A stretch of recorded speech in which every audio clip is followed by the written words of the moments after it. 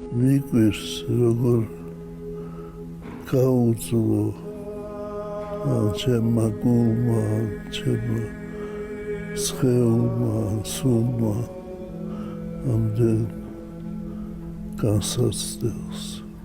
ერთი ამათგანიო მე და ჩემ ბიძაშვილზე იქნება საქართველოს პატრიარქიო. საქართველოს შველა უნდა. თუ უკითხავთ თქვენთვის რჩევა, ყველაფერს ვეკითხებოდიოთ. მე არ მახსოვს არც ერთი შევთხოვა.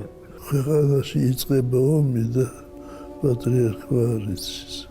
ნახეთ მინდორში დაყრილი ჩვენი ლაშქარწები.